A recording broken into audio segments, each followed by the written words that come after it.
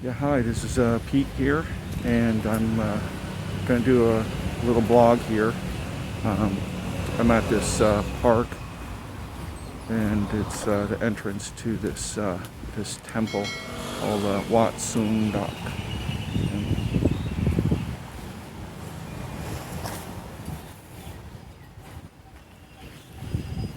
And you probably saw in some other videos I came over here.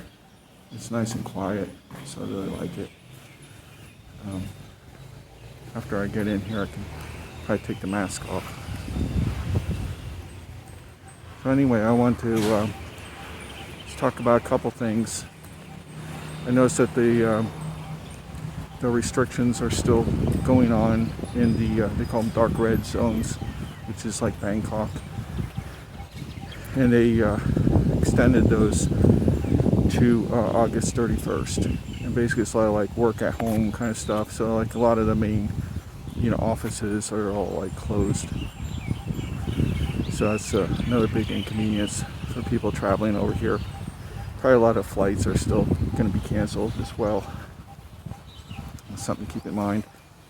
Over in Chiang Mai, it's a little less of a problem over here. Still like 9 o'clock, restaurants and stuff are closed, but people are out and doing things. Looks like some government offices are open, some are closed. So here we are. I'm going to take the mask off now. Okay, so anyway, today I want to talk about what I think of like the foods. I've been comparing like the foods here to like the foods like in the USA, and kind of like what I'm seeing, especially like produce and fruits. There's such a huge disparity, like difference. Like the fruits here, they're kind of like, I remember these fruits kind of like when I was a kid. Not all of them, because some of these I've never seen before, when I was young. But, like things like tomatoes and cucumbers. Like I remember when I was little, these things were like normal sized, and they were like, like tomatoes are like nice and red. They had a lot of, taste to them. And I noticed that the foods like in the United States, like the vegetables and especially in the fruits, they just don't have any taste. They're all like very bland. I mean, unless you knew what you were eating, you almost can't even tell the difference. It's so sad.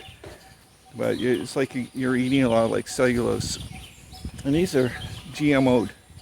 There's no question that most, if not all, of fruits and vegetables in USA or sold in USA are GMO'd.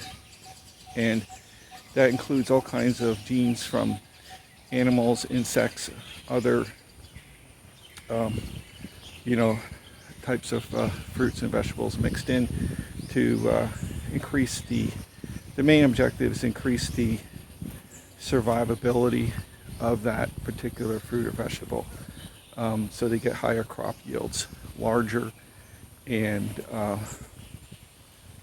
less, prone to like fungus, especially that, and certain types of insects. So that's the main objective, and it's like your health concerns are at the bottom of that equation. So, I think that's kind of appalling, and it's happened over many, many, years. It's not something that just came about like in the last, decade. This has been going on for a long time. And you can like, if you think back, like, where did you notice like these, fruits or vegetables getting, I think the hallmark for like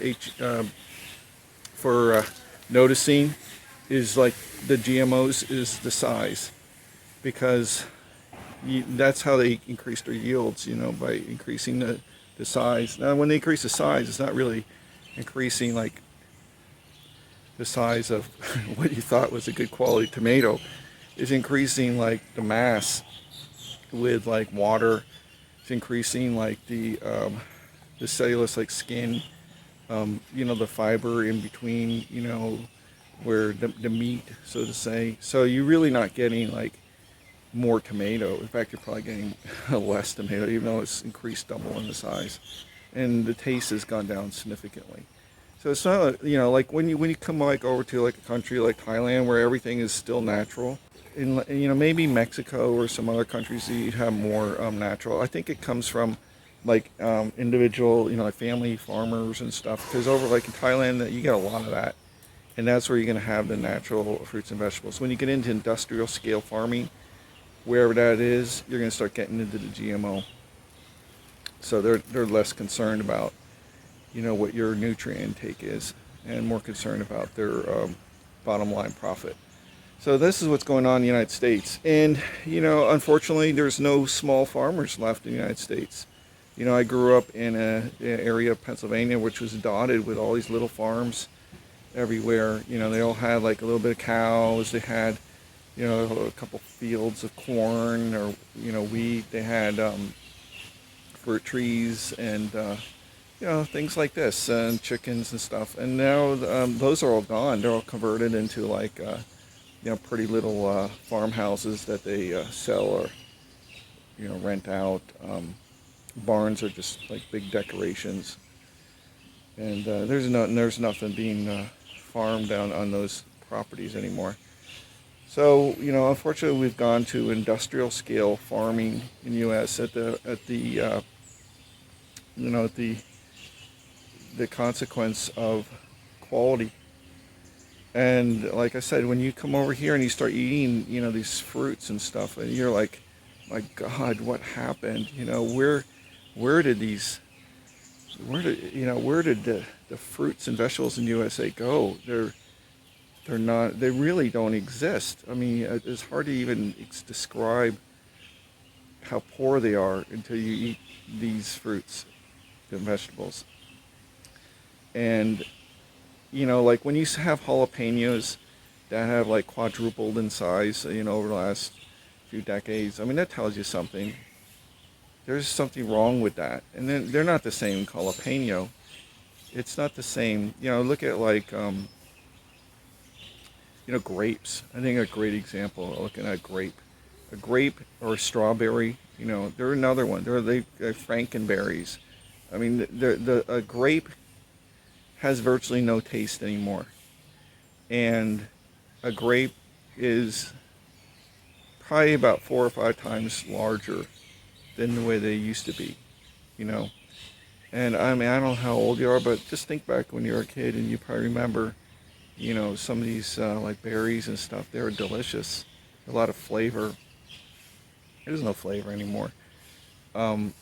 So I've noticed in the produce aisles, like in Texas, this is where I lived last, people aren't buying. Like, I remember they used to have like sales in grapes and strawberries, and they had like this huge display, and everyone would flock over and grab them, the ripe berries, and they had good prices. And you get a huge bag of cherries or strawberries and stuff, and they were good, and that was real popular. Now you just don't see that anymore. There's no desire, for like there was in the past for, mom to grab a huge bag of like grapes and bring it home to her kid. They just like everyone knows that there's no taste anymore. It's like it might resemble a grape to some extent, but it has no taste features of it anymore, or the the textures and stuff of all these things have changed so much that they're a distant relative. So I just thought I'd bring that out, and I'll try to post some pics of some fruits and vegetables that I have just in my fridge, and you can just see like the difference. And they're cheap, like you can buy like some real exotic fruits over here for like few for $1, like dragon fruits and stuff, and passion fruits, and Duran, and mangoes are delicious. When you have a mango over here, it's like, and I remember those like greenish red mangoes in the United States, how horrible they are now. You know, I mean, I just see that it's not a mango. It's like whatever that is, some Franken mango. But you know, have a real, you know, yellow mango from Thailand is so good, so good. And it's so, you can tell it's so packed with nutrients and vitamins in there. It's delicious. So I just want to share that. You know, that's one advantage of living, you know, in Thailand is that, you know, you get those delicious fruits and vegetables. And you know, I see that as something that it's actually like, you know, like before I got here, I probably wouldn't have thought much of it. You know, like, oh wow, vegetables and fruits are better, big deal. You know, but really when you get over here and you start eating those every day, and you start realizing how good that is, it's a real eye opener. It's like you really see that as like that's like one reason why I'm over here. You know, I love that. Now, granted, like beef and things like that is probably not as good as the United States. Chicken is good, pork is good, but you know, beef over here is not like so well brought up, or you know, I don't know how they do the beef down in Texas, but it's really good. And they just don't do that here. So, you know, unfortunately, but probably shouldn't eat that much red meat anyway, right? So one way of looking at it.